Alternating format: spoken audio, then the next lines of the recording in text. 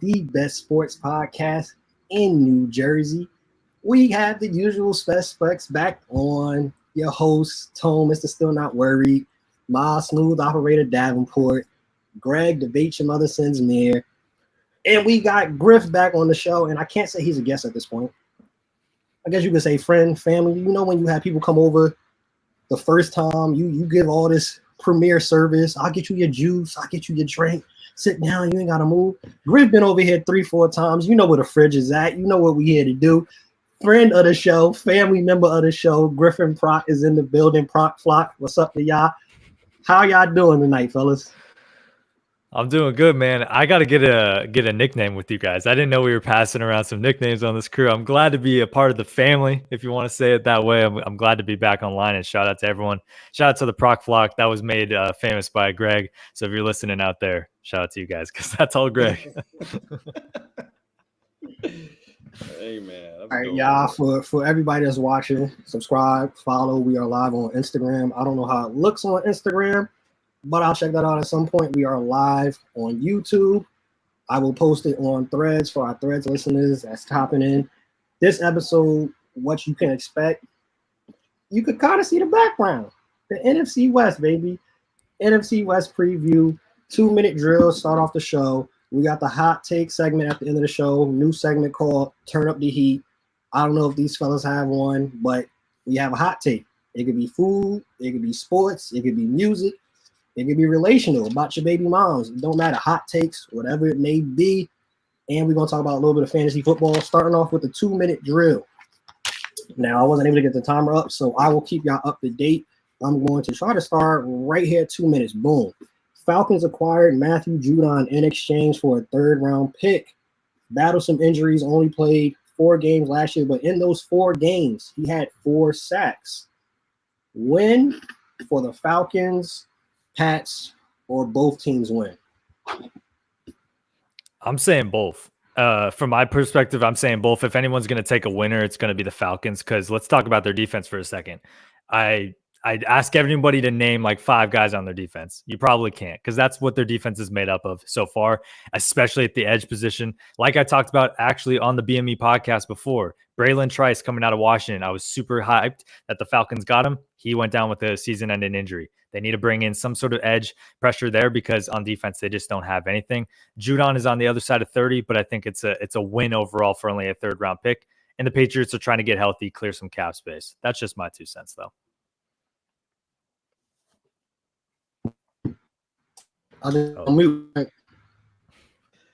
It's a win for the Falcons, and it seems like they have big plans. But how big are your plans really if Kirk Cousins is your quarterback?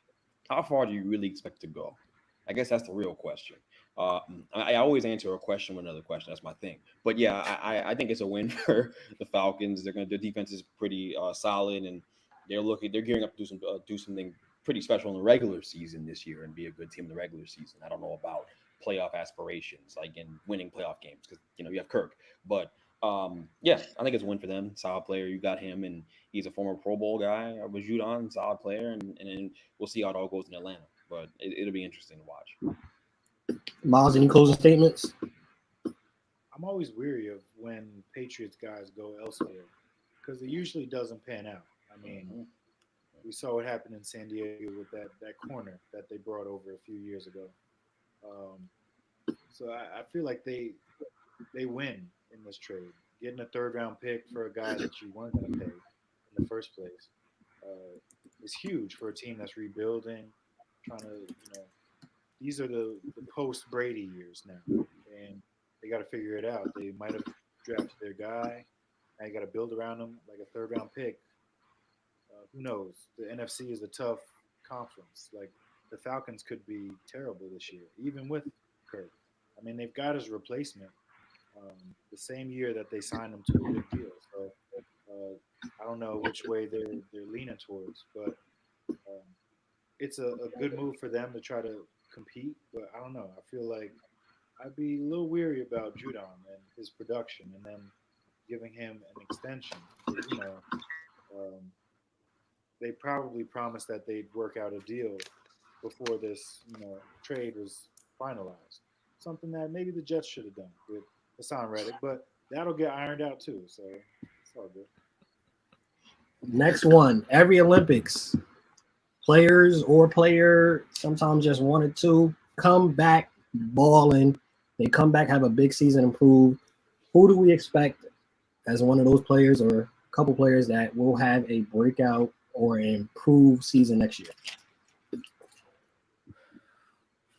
Tatum getting that MVP. I feel it. I feel like he's hungry.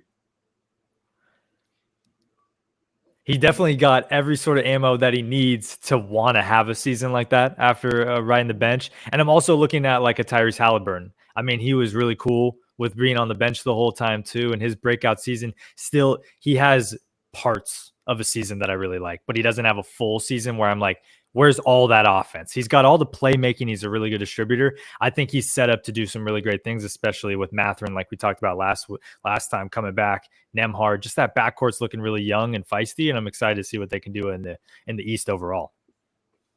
Wait, I heard it. was Chris Dunn in the Olympics? I no. Anthony Should have Edwards been. is another guy. He should have been for defense. Anthony Edwards could be a possible guy that really takes another leap to that MVP level. I mean, he was already at that point this past year, but kind of being around those guys and seeing what it takes to win, and you realize you have to sacrifice a little bit to get to the mountaintop. I could see him taking that next leap as like a playmaker too. Like that's the one thing in his game that might not be the strongest. But on Team USA, it's one of those things that you have to develop that skill, because you got 12 all-star caliber guys on this team. You can't be selfish. Well, some people can be selfish. Celtics guys, they could be a little selfish, but everybody who's buying into winning realizes that you're not going to score 30 points a game in the Olympics. So, This is the question about Jason Tatum being MVP after his disappointing USA stretch? Is that what we're talking about right now? Is that how this started? Okay, we can just make this simple. No, I mean, that's Miles threw that out there as an option. We're talking about who should have a breakout season after the Olympics. You know how it goes. People come back from the Olympics. Guys on the team. Okay. Yeah. Yes. It won't be Tatum. He's not the best player on his team. So, I'm not quite sure. I mean, Anthony Edwards, this experience could help him. Obviously, I think AD, this experience could help him if he can stay healthy as well. But yeah, I mean, I think some of the younger guys can benefit from being on the team. You guys named a couple of those people already. I heard ammo. I thought about John Morant. So I thought we were talking about guns and stuff like that. I didn't know where we were going. But we're going to talk about the guys on that team. I'm just trying to think. I mean, the older guys drove the bus. So outside of Anthony Edwards, who at times was an impediment to their winning and that their winning ways and them trying to, keep the train on the tracks, because at times you couldn't have him on the floor. Hopefully he learned and he figures out what it takes to win and, what it looks like, and that it's not always going to be you scoring. You have to do other things. And if he can figure that stuff out, then yeah, he has a chance. He's the most talented guy of the bunch. So hopefully it's him, but I'm not going to hold my breath. I might die. Last one for our 2-minute warning. Funny guy.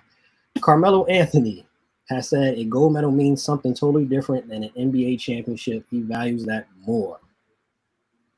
Gold medal more important than NBA championship? What's your thoughts? I guess it's more important when you didn't win an NBA championship. That's when it's more important. I can see Melo moving the goalposts and all that stuff. That's cool. I see what he's doing. There's no way it's more important. All right, the level of competition you play when you go to the Olympics and you play against the world is not even close, not even a fraction of what you're going to see when you go play for an NBA championship, when you're going through a rigorous playoff stretch. It ain't the same. So Melo can act as if it's worth more to him. Yeah, it's worth more to you because you got that. It can't be worth something to you if you don't have it. I don't own it. It's not in my possession. I don't have a championship. I don't have a ring. And that's fine, man. Like, Knicks fans love you. So, that's great. That's awesome. I mean, no, yeah, exactly. Would you rather be an NBA champion or a world champion? So yeah, here you go.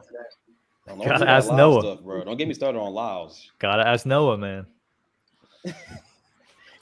Hey, so we breaking down the NFC West. We're gonna go team by team, ask a couple questions on the team. If y'all see any storylines that I did not mention, we will go through those, and then we will give a overall look of who we think wins the division and how many playoff teams, because there could be multiple playoff teams. This is one of the best divisions in the NFL. We're gonna start off with the Cardinals. 4-13 last year. They last won the division in 2015. Last season, first question that comes to mind for me, healthy Kyler Murray, what is the ceiling for this team? You're just going back to 2021 or 2022. You're saying, hey, what can we get with this guy that we gave the extension to because of that almost MVP type season that he had? Can we remember that he went almost 500 when he came back off the ACL last year, when a very run heavy offense last year in a super tough division? They have nobody on defense, unfortunately. You like the names of Budda Baker and you like Jalen Thompson and the secondary, but their offense might have the ammo this year, speaking of ammo, to keep up this year because Kyler's that special. And you think about Marvin Harrison Jr., a lot of people, even Tone, you sent this over in the message. Was it a mistake to take Marvin Harrison? I don't think it was a mistake. You got to add the pieces because at the end of the day, it's a defensive league in the playoffs. But if you're a team like the Cardinals just trying to rattle off wins, get wins during the regular season with a guy like Marvin Harrison, who has already been labeled as the guy. He's as advertised in everything. And so I think people have kind of sold their stock in Kyler Murray because they haven't seen it and they forgot to see it at the end of last year. But we could see an 8-9 team that is giving teams headaches, especially in this division. Yeah, I was going to say the same thing. I think they're like an 8-9 team, sort of middle of the pack. The offense should be really good. You got James Conner, Kyler Murray coming back to full health. You bring in Marvin Harrison, who the most hyped receiving prospect in the last few years. So they've got the weapons on offense. It's just, can they stop anybody once they turn the ball over or give the ball back? But yeah, Kyler Murray is going to do his thing. He's going to do his thing. He's always been able to play well during the regular season. He makes plays. He sure is one of the best dual threat quarterbacks in the league. So he has that going for him. It's Arizona. They play in a tough division. They play in a tough conference. They're not necessarily one of the elites. I mean, we saw it a couple years ago when they started off hot. They were like 10-3 and got smoked in the playoffs by the Rams. So they've been here before with Kyler Murray and a stud receiver similar to D-Hop and like Marvin Harrison. But can they get over the hump? I mean, I don't know. I think that Kyler Murray is one of the best throwers of the football in the league. I feel very highly about Kyler. I've always have. And I think he's going to be healthy this year. So, that division is a gauntlet. No one wants to be in the NFC West, man. I mean, it's about as tough as the AFC North, right? And it's probably neck and neck. All right, that's a tough division. Having Kyler in the division, who's probably the most talented quarterback in the division, right? If I'm not mistaken, I would say most talented, right? Best thrower, pure thrower of the ball. Who am I forgetting a team? San Fran has Purdy, so I know they ain't. And then Stafford with the Rams. Okay, so Stafford is amazing. Stafford is amazing, and I knew I was forgetting someone, the older Staten. That's why I forgot him. All right, cool. So, all right, Stafford is that guy, but Kyler's right there. Kyler's behind him, right, and it's 1-2. So I really, love Kyler Murray's game. I think that if they can protect him, he has a chance. They can keep him clean. They have a chance to win 9 games. They'll be competitive. Last year, they were a competitive group. They were feisty last year, even though they were bad. Their defense was pretty good, and they ran the ball well with Connor as well. So we'll see, man. I mean, they're going to be competitive. You're not going to go play Arizona and expect a cakewalk. It ain't going to be that. So I think that division is just going to be really tough all around because every team's good. And it kind of just overall, before you move on, Tone, it kind of just reminds me of the Seahawks when Geno came in and everyone was writing them off. They're kind of like, yeah, they're going to be a bad team. By default, the Cardinals' expectations isn't to win the division. It's to just be better than 5 wins last year with Josh Dobbs, running the show there. And so when you think about their team, you look at Marvin Harrison, he can be your DK Metcalf. Like, I think he's that much of an impact right away. I think he could even be better than DK Metcalf right off the bat. You think about Greg Deutsch, he's like your He's like your Tyler Lockett, always open speed threat, better than Rondale Moore. A lot of people think Rondale Moore was a big addition. He went over the Falcons, unfortunately injured himself, so we can't really see them comparatively this year. But Greg Deutsch, big year. And then Michael Wilson, he's like that JSN. We're just waiting to fully unlock him. And I think they're going to unlock him because he's their true number 2. And then last but not least, Trey McBride in the conversation for a top 3 tight end this year. People think, oh, Laporta, Kelsey. Then who? Mark Andrews is getting a little bit older. He's coming off a banged up ankle. Isaiah Likely might take over. Trey McBride, look out. Draft him on your fantasy teams, I would say. And just watch out for that team because, James Conner can still run the hell out of the ball, and I'm excited to see what they can do. One thing I'll say, too, as well is, look, if there's Rondale Moore, truthers out there still, let me tell you how football works. If you draft a guy high, first, second round, whatever, and your team doesn't even attempt to re-sign the guy, and he's somewhere else at the end of his contract, or they trade him before it's over, that was a botch pick. They don't think he's that good. Just saying. So I don't know what truthers are out there, but I clearly think that the guy Dortch is going to, give them the production at a fraction of the price. So, and Rondale Moore is the NFC side of Elijah Moore on the AFC. Everyone thinks about Elijah Moore, with the Jets and now with the Browns, like.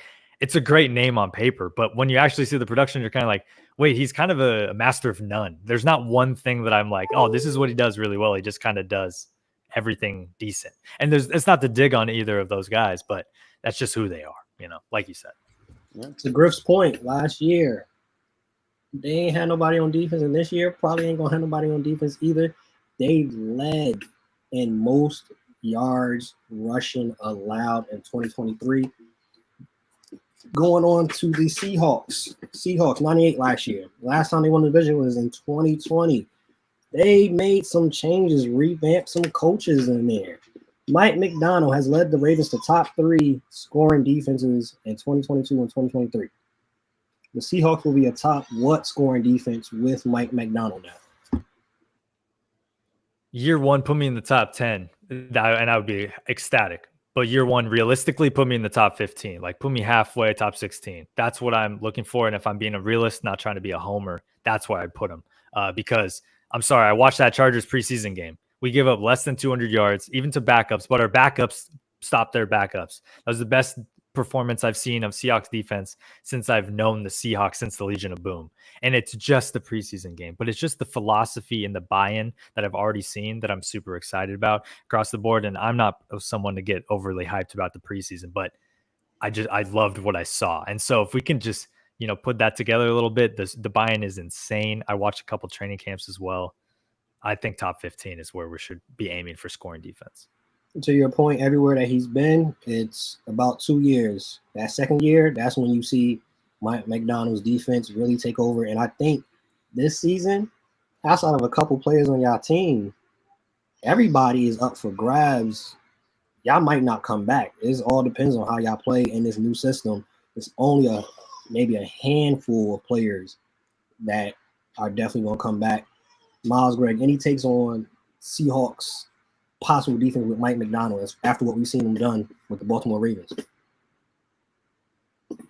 You drafted Witherspoon last year. You go get a guy like McDonald, a bright defensive mind that everyone raves about, and just creates creativity and all this stuff. So I really think that they're going to be a really good defense. I'm not looking forward to the Giants rolling over there to Seattle this year and going to play them. It's not going to be any fun at all watching Daniel Jones do that. So.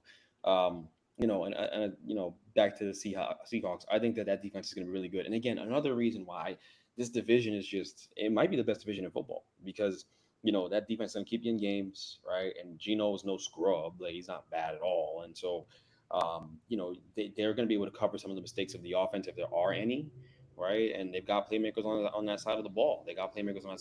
So I'm excited to watch them a little bit, see what they're about this year. But I think there's going to be a toughness they have on that end and unpredictability too, because with McDonald, that's just what he kind of derived himself on, is a little bit of creativity as well. So we'll see. But I think they're going to be really good.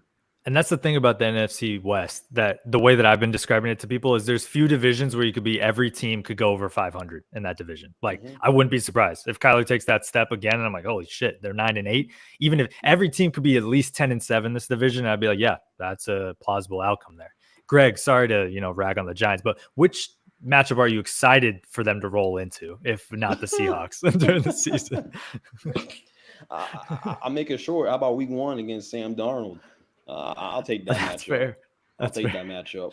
I'm excited for that. And then week 2 over in Washington, I'll take those 2 because we own Washington the last few years. And I know Jaden is there and bringing up some new life, but I think it'll be the same old story when it's all said and done. This is what I'm talking about. Griffith's family now. You know where the dishes is at. You know where everything at. Make yourself comfortable. Let it get off, fly it off. So we let it. Griffith's fan for sure. You mentioned the offense, Greg. So they have somebody new over there too. Ryan Grubb, first year OC, former offensive coordinator over at University of Washington. While he was at Washington last season, they had the best offensive line in college. Michael Penix Jr., Roman Dunze. That was a pretty good-looking offense. What do we possibly see with this offense, with Ryan Grubb and his system, Geno Smith coming back, and Jigba, of course, Lockett, DK Metcalf? What are we looking at possibly? I mean, we could go so many different directions here. And like you said, let it breathe for a second. It's 1 to 2 years. It's not right away. Geno can dish the ball out, but an offensive line, we don't have UW's offensive line.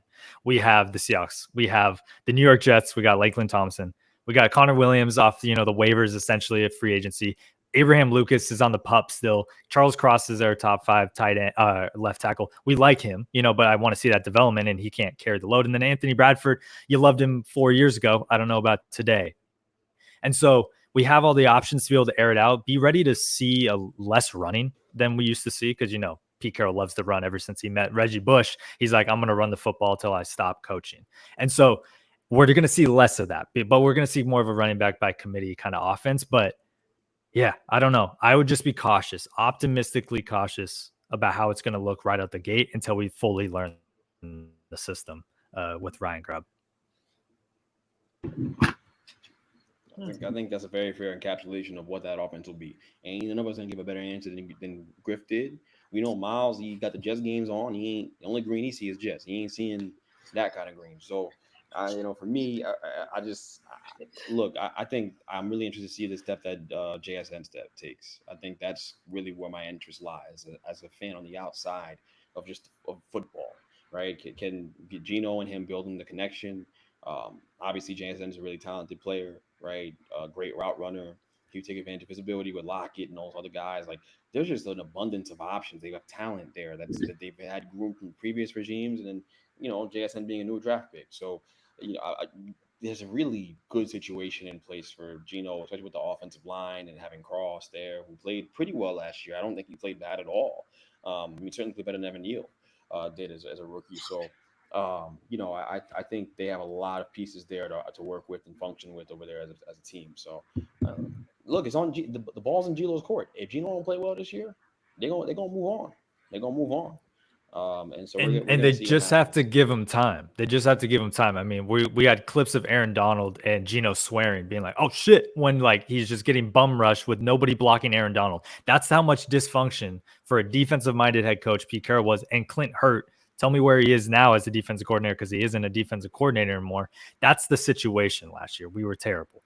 McDonald's going to start from the defense, work it back to the offense. We're going to be running a lot more 3 wide receiver sets instead of 2. So JSN by default is just going to be on the field more. And all the reports are saying JSN is trying a lot harder this year. I don't know what kind of report that is. Did he not try last year? I'm excited to know what not trying versus trying is now, because that just means there's a whole nother level he has to go to. Hey, to your point, Jackson Smith and Jigba last year led the targets for the final 6 games of the season. So it seemed like something was building there. I want to ask y'all, before we go on the last 2 teams in the division, who do y'all have as y'all top, or you can give me top 2 or 3 wide receiver trios? Because when you look at the Seahawks, they're definitely in the conversation of one of the best trios when you have Lockett, Metcalf, and Jigba. Who comes to mind as your top wide receiver trio, your favorite one? Who comes to mind for y'all? Damn, that's a good question. That is The Bears got to be up there, of course. I mean, you got Odunze, DJ Moore, Keenan Allen. That's tough right there. Um, Would you go over? Do you feel Houston has the best one when you talk about a Tank Dell, Nico Collins, and Stephon Diggs? I think they have the perfect balance of youth and age. If we're going for that question, like Diggs, he's on the other side of 30. There's going to be, so is he still wide receiver one? I don't know if that's his option over there. I think spreading the ball out there is going to be interesting for the Texans. It's almost like an embarrassment of riches. You almost don't want three guys because then it becomes like who's the star player, why the big three in the NBA doesn't work. The big three at the wide receiver position doesn't really work. So I think that's why the Bengals moved on from Tyler Boyd. They're just like, it's Higgins and Chase right now.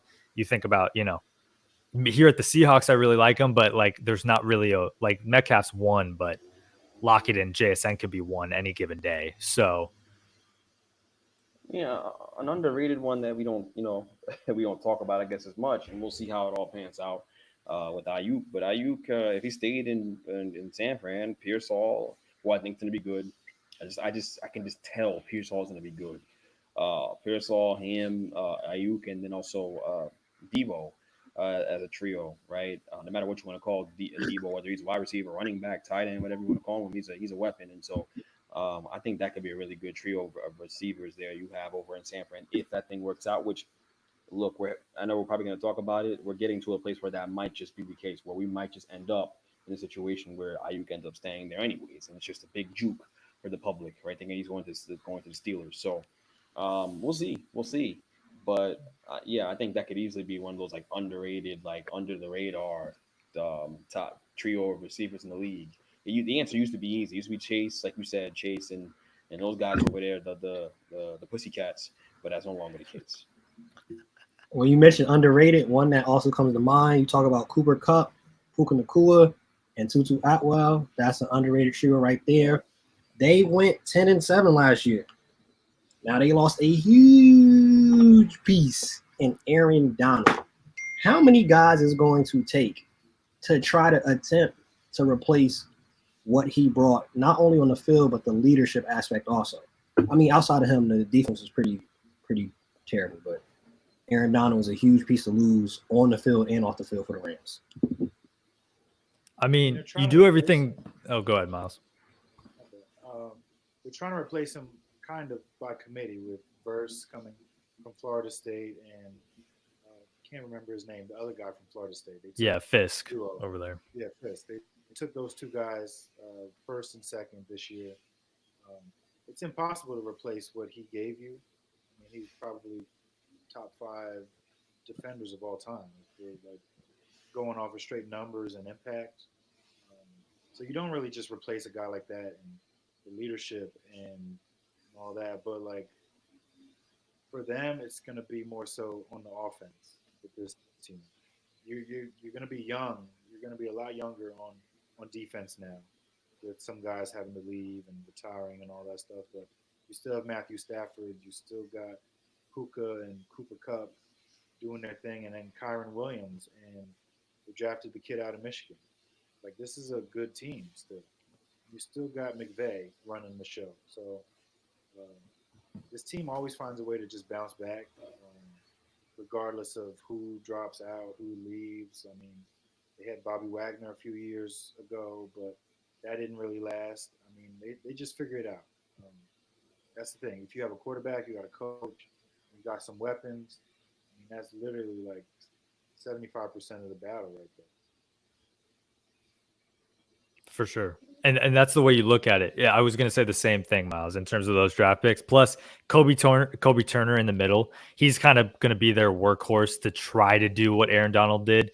But Sean McVay said in an interview with The Athletic that the last thing he wants to do for his team is to tell them to be like Aaron Donald, because that you just can't. You're setting expectations on players that can't reach those. Be good at what you are, and we're going to put you in positions that work. And like you said, Sean McVay puts everybody in positions to make them work. So I know it's a committee approach now on the defensive line, but they've been building towards that, and they made 2 really good moves in the draft with Verse and Fisk that I'm excited to see. It's not going to come together right away. Obviously, Aaron Donald is not in the Hall of Fame, best defender of all time. Nobody can just reach that, but they have the scheme in place that I think is going to work. And an early contender for, I forgot that guy was on this team, is Tre'Davious White from the Bills. He's now on the Rams. I know he's coming off of an Achilles. He's a little bit older.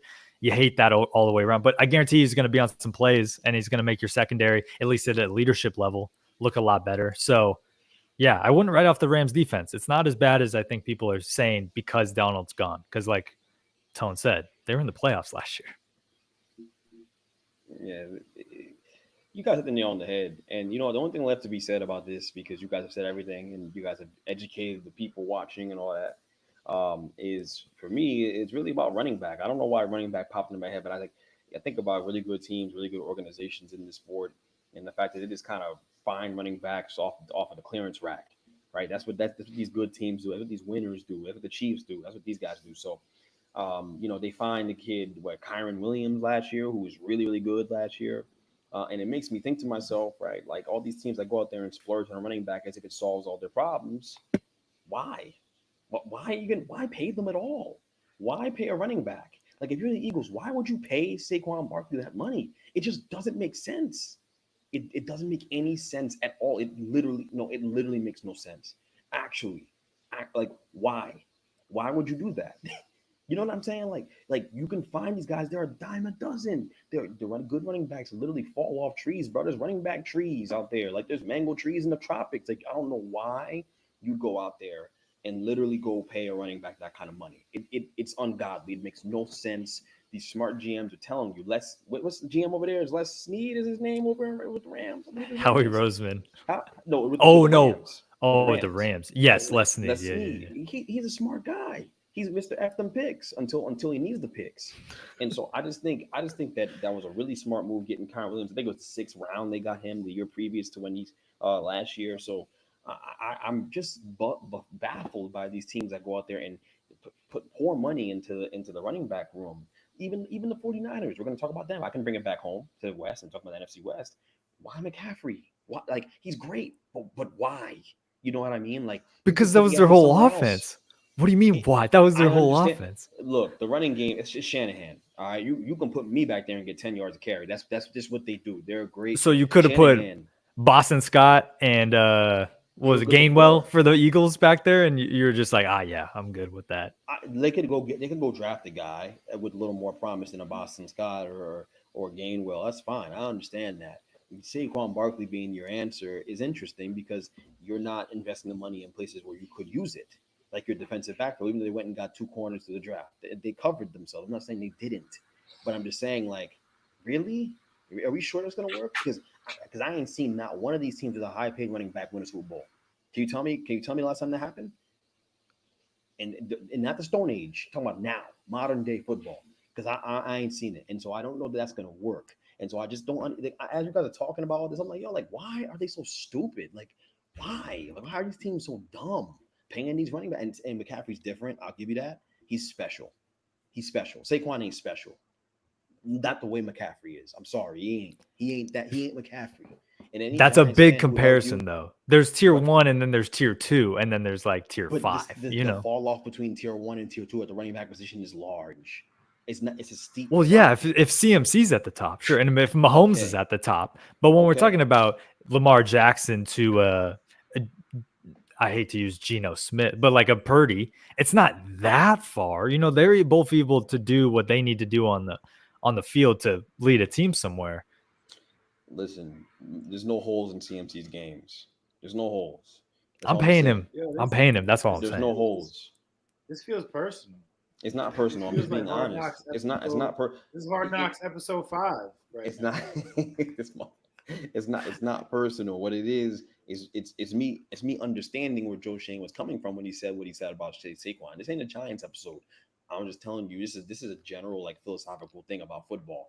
If I'm a GM, I'm not paying a running back anything substantial. They can find Isaiah Pacheco. He was on the New Jersey Turnpike. They found him on the road. He was a stray dog. Now he ran in the Super Bowl. Come on, bro. They're gonna have to pay him eventually if they want to keep him. But they ain't gonna. But Griff, what are they gonna do? Like when it's time to pay him, what are they gonna do? They're gonna get rid of him. Yeah. There you go. They But got there's a Friday. few exceptions. I think Saquon's in that exception. If he's healthy, CMC's in the exception, not Saquon. I don't think Saquon in the exception. But we're gonna see. We're gonna see. Like, he went around a great offensive line. I'll give you that. But are you gonna win a Super Bowl because you added him to your team? That's my question. And I just don't know that is the thing that puts you over the top. He's a great player. He's a really good player. He's elite. But is he great? I don't know about all that. In fact, I know about all that. As the answer is no. And so I just don't know why you pay a running back. That's all I'm saying. Don't pay running backs. Just don't. Tone, it doesn't look like we need you on this podcast because Greg's asking himself his own questions right now. Hey, you mentioned CMC. So the 49ers, I think it really boils down to one question with them. Well, I guess you could talk about Ayuk, of course, and do we think he's going to get traded? But the bigger question, always either in the Super Bowl over the last 3 to 5 years or right at the end of the game before, they could taste it. Is this the year that they finally get over the hump? Because this is giving vibes of the Bills when they went back to the Super Bowl and lost every single time. I don't think so. I think they take a step back. I mean, if they're going to run into money issues because one, they got to pay Brock at some point. Ayuk is asking for $30 million a year, which is crazy. He's good, but he's not like Jamar Chase, Justin Jefferson level elite type of player. Like, he's good, maybe $25 million a year. But when you're already paying Debo a lot of money, you're paying CMC a lot of money again because you re-upped his contract. Trent Williams, he wants a new deal. He wants more money. Like, things are not shaping up the way that you want it for a team that's coming off of back-to-back NFC appearances. They just lost in the Super Bowl. Like, this is a team that is really good. They're one of the best teams in the league, but it's not off to a good start. Like, when you're in training camp and people are getting asked questions about a guy who's not practicing, a guy who's openly asked to be out of the team and all that stuff, like, it's giving like Cowboys vibes right now. So for San Fran, they're going to be good. I mean, I still think they can win the division, but I do think they'll take a step back. I could see Purdy taking a step back. They're going to need a lot of 3 and 4 guys to step up and be that number 2 behind Debo if something doesn't get struck with Ayuk, because they're still holding on to him, because they're still holding out hope that maybe he'll accept this lower deal compared to what Pittsburgh's offering. So, I mean, if he's there, that's a Super Bowl team again. But if you're dropping Ayuk, who's one of the better route runners in the league right now, you're definitely going to drop a little bit in the power ranking.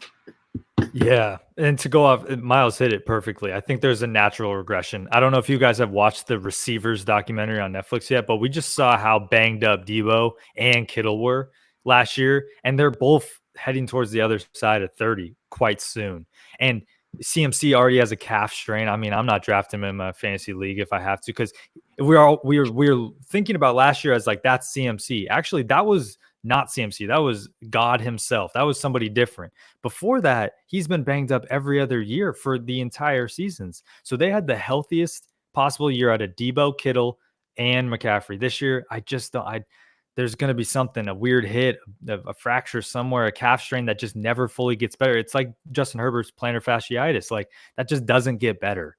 And so I'm worried about the offense. I know they're a big next man up kind of thing, but like you said, Trent Williams contract holdout. He's going to get paid, but it's still a holdout right now. Brandon Ayuk might be on the move. It's one phone call away. That's the quote being used right now. One phone call away. A deal is in place if he wants it. And then you go to the defensive side where they're usually pretty strong. Remember, Greenlaw popped his Achilles in the playoffs last year. Hufanga, that safety nickel kind of action that every team needs, is still on the PUP list. Can't play right now. So they're missing key guys and relying a lot on good health for a team that's very old at the end of the day. It's not just money. The money's adding up because they're getting to the end of their contracts and wanting new ones. So you have to think about the age as well. And I still think they win this division. That's what's so funny about this. But I just don't think they're going to run into a healthier Lions, an Eagles team that might bounce back, a Seahawks or a Rams team that could be a little bit spicy later in the year. So Yeah, I don't want to write him off because history tells us don't write him off quite yet. But if there was a time to, it's kind of like the Bills. Now would be the time to push it the other way, I think. Greg, do you think Ayuk will be traded before the season starts? I think so. It's football, man. These guys have no control over their futures anyway. I don't believe reports when guys say, "Oh yeah, we're waiting on the deal to go through," but Ayuk has to agree to sign with X team. I mean, these guys, sold their soul to these owners. So, I'm gonna bet the under on that. I'm gonna say that this dude ain't going anywhere. He'll be a 49er when it's all said and done, because the 49ers realize they have a window to win a championship, and that is closing, and that you need to have players of that caliber on the team, or at least till the trade deadline, and see what it looked like. And that could certainly happen. I don't know, and we know they'll play. I mean, T. Higgins out there running around in the preseason without a contract, without a long-term deal. So these guys will play. They'll play no matter what, and their leverage be damned, right? Unless you're Hassan Reddick playing hardball with the Jets, but maybe it's because it's the Jets. I don't know. So we'll see. we'll see. What happens there. But I think Ayuk will probably be a 49er when it's all said and done. I'm gonna have to zag. You're gonna zag, but before you zag, I was gonna say another thing that was on my mind this week, and it's just been gnawing at me. I know Ayuk said that Ayuk didn't want to go to the Patriots because he didn't trust the quarterback situation over there and all that stuff. So he wants to go to for the Steelers because he believes in Justin Fields. Justin Fields, who hasn't won anything in the NFL. Why are we all buying stock in Justin Fields? What is so special about Justin Fields that I'm missing? So multiple things, because you bring up a lot of good points. First of all, Ayuk's not buying stock in Justin Fields. He's buying stock in the fact that he will forever be a wide receiver 2 on a team. That's kind of just how he is going to be viewed because of his upbringing, for lack of a better word, as a 49er player, where nobody's going to give him top 1 money. So he's trying to get as close as he can to it, because his next contract, this is his biggest contract extension. So he's following the money. Like you said, they're selling their souls. Wide receivers only have about 8 years tops of good production, get 1, maybe 2 contracts. Ayuk's just trying to get the bag at the end of the day, in my opinion. I think he's like, I've done this 49er thing. I'm trying. Winning might not be everything for him. I mean, he was flirting with the Commanders and the Patriots and the Browns. Like, winning might not be everything to him. And then, yeah, Justin Fields, nobody's buying the stock. They're just buying the stock that the other option is Russell Wilson on a minimum deal. And we saw Russell Wilson last year. So we're thinking they're both essentially the same quarterback that likes to get tackled, sacked, can't really throw the ball down the field well, but Justin Fields can get out of the pocket a little bit more if a coach just tells him, hey, run when you see an opening. I think that's why people are buying stock. Personally, I'm not. Seahawks go Russ. I think he's the better quarterback for them right now, not just because I'm a Seahawks fan, but I think that's why there's a little bit of propaganda for Fields. Well, I was going to say, I guess the way angle I mean it from is I see your point. But if that was the case and it's all about the money and getting close to wide receiver 1 money, then go play for the Patriots. You know what I mean? Go be wide receiver 1 over there, because ain't nobody else over there. If I went and ran routes over there, I'd be no wide receiver number 1. So you could go do that and have no problem. If it's about status and the money, and you'll get paid. You'll get paid. I know they have a little rookie. They have a rookie, Javon Baker, I think his name is, who's doing well. But he's gonna be he'd be unquestioned the top dog over there. And so you go to Steelers. Pickens is really good. I thought that the quarterback situation mattered to him because the report about him not wanting to go play for the Patriots. And then I hear the rumor about the Steelers deal almost being done and that you've signed off on it. And so I think to myself, you're probably not going there because Russell Wilson is there. You know what I mean? Like, you're probably going there because Justin Fields is there in addition to the money and all that stuff. So what? And you hear other NFL players talk about him. They love Justin Fields. I just don't get it. I just don't get it. He ain't done more than Daniel Jones in the league. You know what I'm saying? Like, he ain't done more than Daniel Jones, but we love us some Justin Fields. We like, because he looks like he's built like a Greek god. I get it. Like, he's a great athlete. I understand that, but I just don't. It's not computing to me. I don't see it. The processing issues, like you mentioned, of the taking sacks, holding the ball too long. He can get better, but you just what I say earlier in this podcast. If you're a first round draft pick and your team lets you walk voluntarily, then you are a bust in their eyes, at least. And you're probably right. So that's all I'm saying. Food for thought. He gives them the highest upside, though. From the Steelers' perspective, I understand that. It's just Ayuk. You see what I'm saying? Imagine that offense with Ayuk and Pickens, and then if you can develop Fields and get something out of him, because he's way more talented than Russell Wilson. I mean, if we're being frank, like Justin Fields is a lot more talented than him at this current date. So I I get it going there. The culture is a good culture. It's not like he's going to an uncertain culture over there in New England or the other option. There was Steelers, Patriots, The Browns or and the Washington Commanders. I mean, I don't know if he wants to play with Deshaun Watson. I mean, he's messy. It's messy. Like you can't even get a massage and feel comfortable. Like, so in the Steel City, it would be a lot better for Brandon Ayuk. They already have the parameters sealed. The 49ers are kind of mulling it over. I think this definitely makes them a better team. I mean, the main thing is who's going to be throwing the ball. Like Russell Wilson's been out for a few weeks in training camp, which has given Justin Fields a little more time to try to win the job. He didn't really do too much to win the job in the first game, but I mean, I don't. He want looks to turn like this Justin into a Fields Justin ever Fields. does every year. Isn't that it? He looked like Justin Fields. Oh, the nice screen pass. Incomplete. Incompletion on 3rd and 9. You try to throw it in the window. It's just the same thing. Yo, but So these what's are the- both basically these are 1-year deals for either guy. They're not tied to any of these guys long term. So why not go with the more upside in I Justin want to make Fields this very clear. to start the season?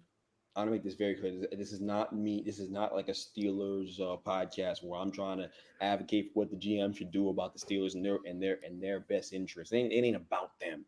I am talking about the belief that NFL players seem to have in Justin Fields.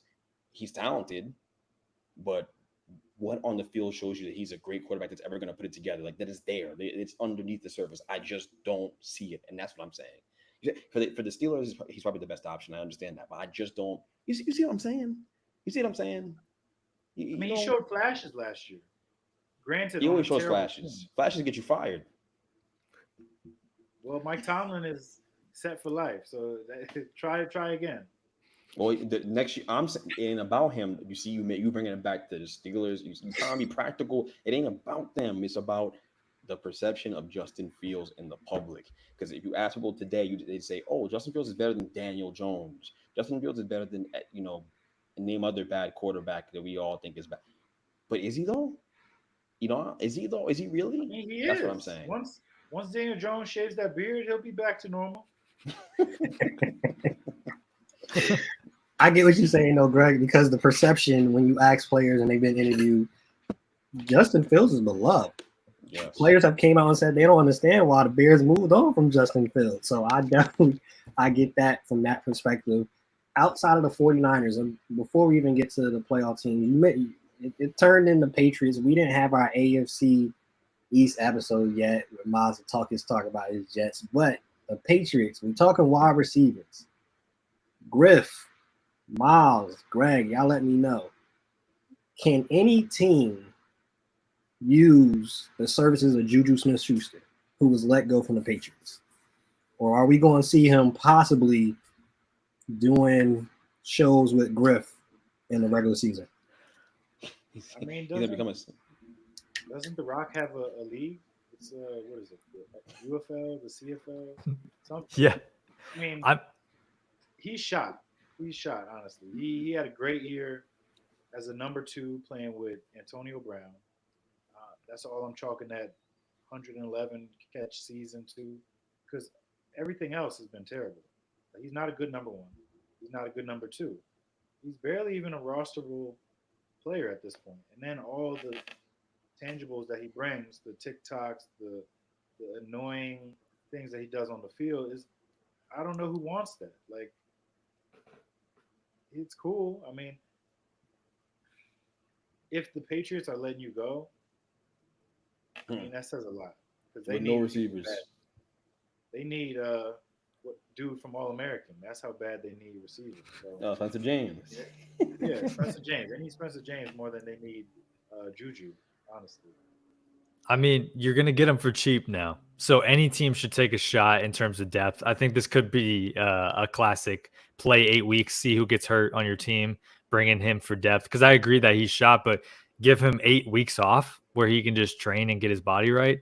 I'd be okay with bringing him in because he's younger than AJ Brown. So we're not. Oh, not AJ Brown.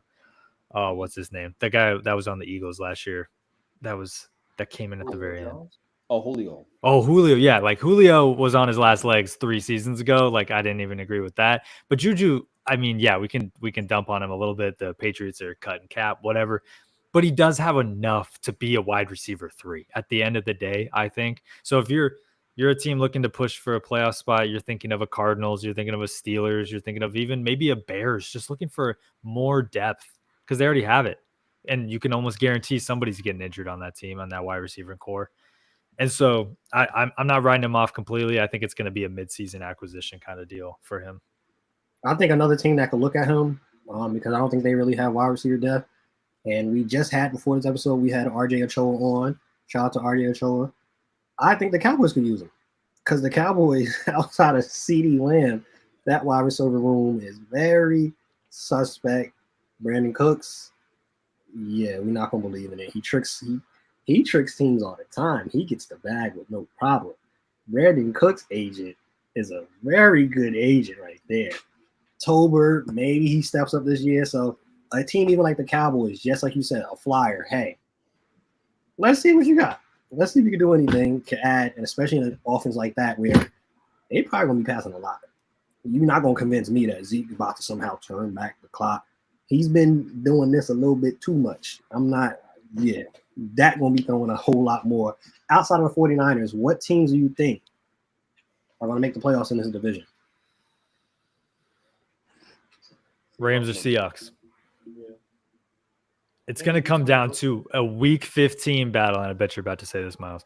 A week 15 battle, or whenever they play second, and it's going to be like a tiebreaker, and they're both going to end like 10-7, and it's going to be over whoever beat the other team more times. That's what I think between the Rams and the Seahawks, and I can't make a prediction today because both teams are so new in terms of their systems. The Rams kind of have a little bit more in terms of just like organizational functionality that they've had for a while, but the Seahawks could come on fast like a Texans real quick with this kind of team. So hard to pick either way, but I think we could end up having 3. Say, the NFC East is not awesome.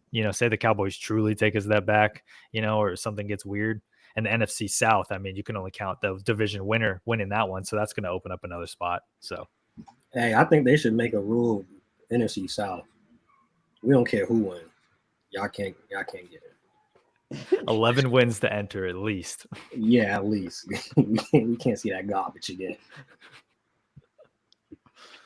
Yeah, Cardinals, by any miles of Greg, Cardinals making it? Or I mean, if I want to be the fun guy, I could say that. I could come out here and go on a limb and tell you the Cardinals are going to make it, but I ain't going to say nothing I don't believe that. So, yeah, I think, those 3 teams are all going to vie for playoff spots, and we'll see what happens. They're all going to be in the contention for the playoff spots. We're going to see how it all shakes out, but they'll be in contention. I'm staying safe. I done gave y'all the fun stuff already. So now I could just be a little conservative. Coming back to the back half of the show, what they say, the back 9, Miles, the back 9? We on the back 9 right now. Griff, Miles, Greg, one player that you see as a breakout candidate this season. It doesn't have to be NFC West. NFL period, breakout candidate. Players of all tenures in the league. It's not just rookies, all that. Whoever comes to your mind, breakout season. I mean, I'm going to pick the homer pick. Malik Neighbors. I'll pick the homer pick and say Malik Neighbors. I think by week 4, we're going to be talking about this guy as a top 10-ish, top 10 wide receiver in the league. That's what I think by week 4, because they're going to have some games that on the schedule that they can exploit some teams. Washington and Minnesota early. I think they can have some success as well. So, yeah, I think by then they'll play Seattle by week 4, which is just we're not looking forward to it. But I think that will be something where we have that conversation about Malik Neighbors being one of those guys, one of them ones as they say, maybe better than Jamar Chase. Who knows? We'll see. Well, you trying to get somebody's attention saying that. Come on, man. Reckless. He's real reckless. I guess if we're doing homer picks, I'm gonna take Garrett Wilson. Don't do that. No, don't. I don't want to hear it from you. Taking homer picks. I don't want to do that, bro. Because he's gonna do that no matter what. He's gonna do that no matter what. That's, I wasn't. it's not the reason. No. It wasn't. I was So gonna say who do you- Anthony Richardson, but then you came over here with this Malik Neighbors. Bro, saying he you gonna be be on this. top 10 receiver by week 4. I think we could be talking about him as a in that conversation. That's why I said I ain't say he gonna be top 10 in everybody's hearts by saying he could be a guy we talking about. He said That's in why I my said- heart, he gonna be top 10. Probably by then, yeah. You don't say All right. Garrett Wilson. How Garrett Wilson All a breakout? right, I'm not He done broke out already. He got acne. So what are you talking He about? didn't break out yet. He had Yes, he 2,000-yard season. He didn't break out yet. 2,000 He yard can do season better. ain't breaking out. No, it's not.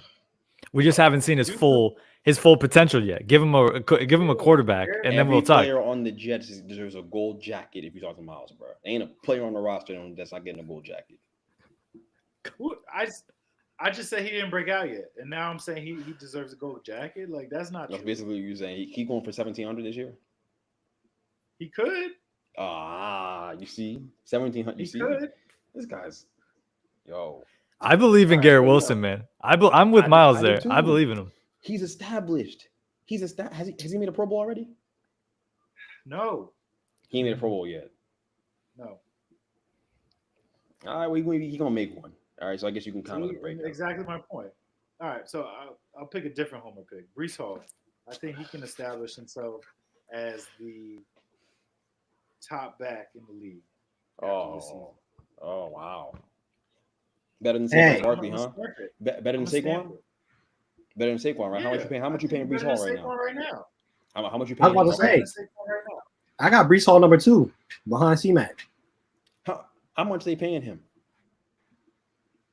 He a rookie. He on his rookie Okay. deal. Oh, okay. I'm He just making getting sure. paid. Yeah, I'm just making sure. He ain't getting paid nothing yet. Yeah, that's right. I'm just making sure. To my point. You see my point? Yeah, I think he's better than Saquon Barkley. And Miles saying was personal. It ain't personal. I'm just being real. All right. Just saying. All right. Are we gonna go trifecta with a Seahawks player? Nah. But I am gonna go with another rookie though. In the wide receiver category, somebody that I liked more than Neighbors coming out of the draft, Rome Odunze with the Bears. I'm picking him as a breakout player for this reason. When you think of a player that's going to break out, you have to look for an opportunity for them to break out. Here's his opportunity: Keenan Allen's hamstring. That man's not going to stay healthy on the field, and he's going to slot in as wide receiver 2, I think, quicker than people imagine. He's already running with the ones. If you're watching Hard Knocks and you're following the reports, they like to run a lot of 3 wide receiver sets with Caleb Williams' offense in college, and I assume they're going to want to do something like that similar in the NFL to make him comfortable, give him a ton of options. Why draft Rome if you're just going to stash him on the bench in the top 5, in the top 10? Rome has got that catchability where he can Randy Moss you and he can beat you down the field. Neighbors is more of a barn burner, you know? And so I look at just kind of the versatility of Rome, and I think he's going to slot in and be able to get those reps easier with his ability. Malik Neighbors is going to get all the attention. It's kind of like Garrett Wilson and the Jets. He got all the attention. He just couldn't get open. And so I'm going for Rome, and I just really like him as a player. I watch him a ton because of the Pac-12 over here on the West Coast. So I'm excited to see what he does. This could dissolve so fast. This could dissolve so fast into some giant stuff because you said that. Because people probably think that, and it's fair. It's fair, but because what has it been, an hour already, or almost an hour in? 58 minutes, 17 seconds. I'm trying to be conscious of the hardworking people who work hard every day and listen to this podcast, the red-blooded Americans that tune in every day. I'm trying to think about them. I don't want to go too far over. What I'll say, only thing I'll say is, I think Brian Daboll is a genius as a play caller. I do genuinely believe that, and so I think that other guys will be open because he's open, and it's gonna be tough. It's gonna be tough if they can protect that guy Daniel Jones a little bit. It'll be tough, and so we'll see. I think he's gonna have his best year as a passer, Daniel Jones. I really do believe that. Does that mean they're gonna win games? No, they're gonna win 6 games, but they'll be fun to watch, I think, and at times, and I can take that for what it's worth. I think he's gonna throw for over 3,500 yards. I do believe that, Daniel Jones. I do believe that. I do. Hey, I'm gonna throw a name out there. We was talking about running backs, and we will go into our fantasy sleepers after this. Jaylen Warren, I think, with that Arthur Smith offense. And I think he's a more effective and more efficient runner than Najee Harris. Najee Harris, he's going to take some of the hits. He's going to be inside the tackles, short yardage. Jaylen Warren averaged about 5 yards per carry last year, not in an Arthur Smith's offense. And if you end up having Justin Fields as the quarterback too, they're gonna be running a lot, running a lot. So I think Jalen Warren, that could be a breakout candidate. And I think you can see at one point where they start splitting the carries instead of 50-50. It could be something where it's like a 46% goes to Najee Harris, and the rest we talking about is going to Jalen Warren because it's like 5 yards a carry. It's kind of like the Zeke and Tony Pollard. Tony Pollard, you getting a lot of yards per carry. Zeke, you can go ahead. I think it's going to be that type of situation. I don't think they're going to get rid of Najee Harris, but Jalen Warren is definitely a more effective runner. Fantasy sleepers, who comes to mind as fantasy sleepers for y'all? Xavier Worthy. I think with Hollywood Brown out for a month and a half, Xavier Worthy, I mean, he's a first-round pick. You took him for a reason. They haven't had somebody this dynamic and fast since they traded Tyreek Hill. So I think this is where Mahomes thrives. That deep throw. Like Rashee Rice is going to be the number one. I mean, he's not going to get suspended, even though Rashee Rice. He's not getting suspended yet. So he's going to be the number one. But Xavier is going to take the top off the defense, and you got to respect that. Like 4.22 speed, 4.21 speed, like. There's nobody in the league like that besides Tyreek Hill. So when you give him the back-to-back champions, a guy like that, you give him Mahomes, a guy like that, like he could blow up immediately. It could be similar to Tank Dell and CJ from last year, where all of a sudden they get this rapport and things are just off and running immediately. So that's my guy for fantasy. I'm always interested with those late round wide receivers, late first round, whatever, going for fantasy football. Because I think of like a Brian Thomas Jr., like on the Jaguars. You're like, oh, I really liked him in college at LSU. I just don't know if he's going to break out. That's the same thing with Xavier Worthy. I like where he went, but there's no way an NFL defense isn't going to play too high and let them just bomb it. You know what I mean? We're seeing all the practice footage where, oh, we're playing against cover one, man coverage, and Xavier Worthy's getting open down the NFL defenses aren't going to let that happen, you know? So I worry that unless Xavier can play on the inside, get a little bit of, you know, slant action across the middle of the field, I don't know if he's going to break out as immediately, and he might be the best like threat in terms of he's going to blaze down the field, but is he actually the target on the play, or is the target Travis Kelce 15 yard hook and ladder, which they do every single game? I think that's why they drafted Worthy, just to give them that true speed threat as a threat. I don't know if he's breakout for your fantasy football team if I'm giving advice there. I'm with you they on had that. Valdez-Scantling last year, who was like their deep threat. And if he could just catch the ball, things would have been a lot different for that team. Like they lost a few games because we literally had no hands. So I think this kid is a lot more special than him. Granted, he's smaller. I'm going to say, Miles, you're stronger than him. I mean, you're stronger than him. I don't know what you're coming at me for. I'm stronger than you. So there's that. But Xavier Worthy, like that kid is going to, I think, come on slowly as the season goes. It progresses. Of course, Hollywood Brown's going to come back at some point, and that could change things. But between now and middle of October, whenever he comes back, I mean, who knows? That kid could be rising up the rankings. He could eat into, you know, Rashee Rice's. All he needs is a couple throws a game. Like he's a rookie. He doesn't need 8 targets a game. 3 or 4, and you're throwing it 20, 30 yards downfield. He could get 100 yards just like that, like in the blink of an eye. So that's all about it. No, I'm with you on that. When I think of fantasy sleepers, I kind of alluded to that with Rome. You got to look for the opportunities in a sleeper. They're not just going to pop off because all of a sudden they're the first teamer. There's got to be a reason why they're getting those touches, and it always comes back to injuries. Here are the 3 names I got, all at the running back position. So, Greg, cover your ears. You don't want to hear this. It's David Montgomery, Raheem Mostert, and Chase Brown. All 3 of them. If you had David Montgomery last year, you want to draft him again. Jahmyr Gibbs already has a hamstring issue. You know how those last. Ask James Harden. Those last for all season sometimes. Raheem Mostert, Same thing. Devon Achane, small. He's the most volatile RB1 in all of fantasy. He gets one weird tackle because he's 5'10", 5'11", gets squashed. He's out for a few weeks. Raheem Mostert has been the definition of reliability at fantasy football. And then Chase Brown. Everybody likes Zach Moss on their team, but he's splitting carries with Chase Brown right now. And if you're looking for more of an explosive back, that's going to be Chase Brown. And I think the Bengals are going to come to their senses real quick and be like, Zach Moss is a cool name. It's kind of like Brandon Cooks. Everybody likes having him on the team. But then when you're like, should we really use him as much as we think we should?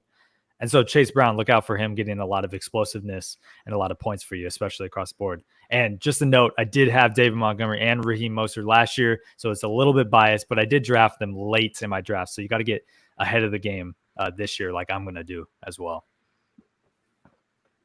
Hey, real quick, Jose's in agreement with you. Miles on our YouTube. For those that was on our Instagram live, hey, we're going to have to figure it out because it was cutting off all our faces. So that's something we got to play with. But it was jumping in there for about 3.5 seconds. I had to cut it because they couldn't see nobody's face. Greg, anybody that comes to mind for fantasy sleeper before we close this out?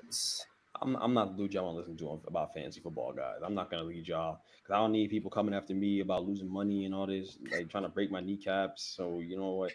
I don't know, man. I mean, there's a lot of great players, some sleepers out there that are going to get opportunities out there. But off top of my head, I ain't gonna give it to you. I ain't gonna lie to you. I ain't gonna fake it.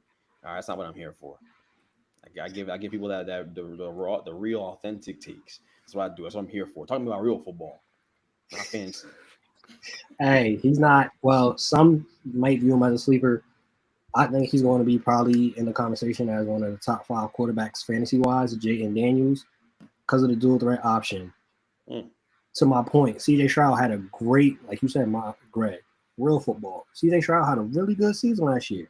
He wasn't even top 5. I think he was maybe 11 or 12 in regards of quarterbacks for fantasy and points. Being that Jayden Daniels can run the ball and throw it, I think we'll see something like that RG3 type of season. I think we'll see Jayden Daniels have literally he'll get close to breaking the most rushing yards by a quarterback as a rookie. I think we're going to see that, and I think he has the passing option too. And we all know, those that play fantasy, if you get a quarterback that does both, it's way more points, i.e. Justin Fields.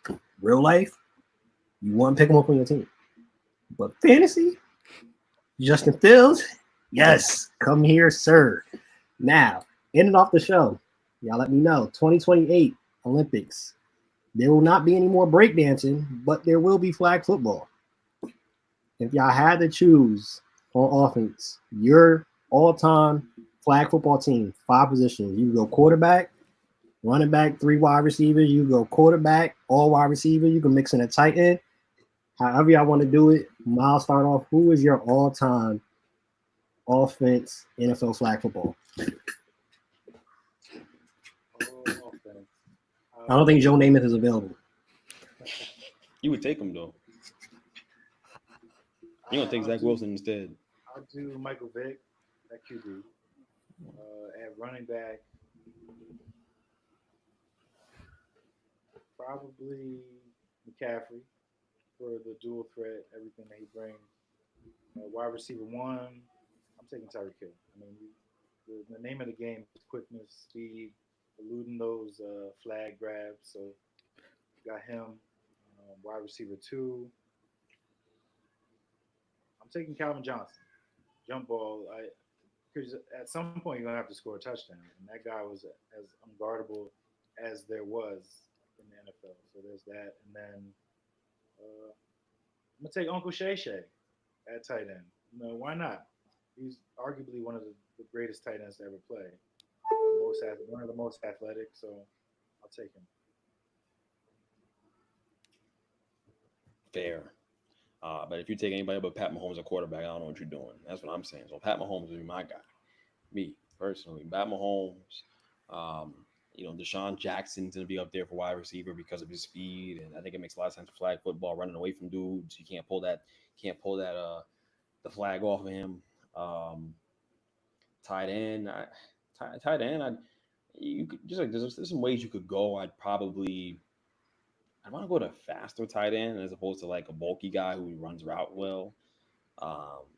So I'd probably go with a guy like Evan Ingram. Evan Ingram is actually the name I was thinking. Yo, swear to God, I was gonna say it. I was gonna say that. Oh, no way. Because it was in my head, and I was just like, but Evan Ingram is not like an old school guy. It's not like that's why I was debating with myself. And I'm like, but Evan Ingram is a guy because that's the prototype of what I'm looking for, like that tweener with the speed. And he's a newer tight end. I don't know if the older guys really had tight ends like that. You know what I'm saying? So yeah, I'd say Evan Ingram. Who else? I know you said 5 positions in general. Probably no running back for your team then, probably, right? I handed it off in flag football. So no, obsolete position at that point. So no running back for me. But if I go other wide receivers and you know, I'll even go current day. I go with a T. Higgins type for the jump ball aspect of it. And then another receiver, you know, just keep speed on the field, probably like a Jalen Waddle, right? Something like that. So you know, you got all the elements, and it's very indicative of what you're going to see in 2028. You could see that. It was just minus Deshaun Jackson and you know, Evan Ingram probably not going to make a team. But yeah, guys like that. For sure. Across the board, I agree. Mahomes, easy. CMC, for sure, out of the backfield. Versatile, can do both. Tyreek Hill, wide receiver 1, no doubt. For the game of flag football, he is literally what you want. He is definitely perfect. Calvin Johnson was on my list, Miles, but then I was like, hold on, I don't need that much. Like, when we talk about that jump ball, I got to go to the man that invented the nickname. I got to go Randy Moss. I mean, if we're talking about anybody that's going to moss somebody and make a catch, any type of play, he is my other wide receiver. He doesn't need to beat anybody down the field, but he does kind of have the speed to him. Calvin Johnson is a little bit slower, but he can just manhandle anyone. And then when we think about this is a little throwback name at the tight end position. Underrated, I think often forgotten, but like was a fantasy darling for a long time. Antonio Gates for the Chargers. I mean, give me a man that can run the routes. Plus he's big as shit, and he can just he's the Calvin Johnson prototype. If you need just an important third down, he will bump somebody out of the way, you know. So you have all 3 levels. You have speed, height, and you have a little bit of thickness. I mean, that's what you got. And then CMC and Mahomes. I mean, you can't talk about that duo. That'd be nuts. Only thing I'll add in there, running back. I know Greg is not big enough, but you mentioned CMC, a throwback name. Give me LT, LaDainian Tomlinson. Just because he could catch it out the backfield, you don't got to hand it off to LT. LT go line up right there. He can get open. Somebody also, because the footwork, we in flag football, the footwork, the sweet science of getting off the line, getting open. Give me Ocho Cinco. I want Ocho Cinco in that mix. Mm-hmm. He's gonna get off the line. He's gonna get open, and he might not be the fastest, might not be able to jump the highest, but that footwork, he's gonna be so open, you ain't gonna be able to get to the flag. Ocho Cinco's footwork. He had the off the field stuff and all that, but Ocho Cinco, just footwork, one of the all-time greatest right there. Like I said, it's the off the field things that happened with him that prevented him from really fully reaching his potential versus other players that played forever, like T.O. T.O. played forever because he was always making sure, boom, he still think he can play right now at 50 plus years old. The only reason why he thinks that, if you look at this man and you see how he work out and you look at his body frame, T.O. stays ready, so he ain't got to get ready. Bench Mob, we out. Peace.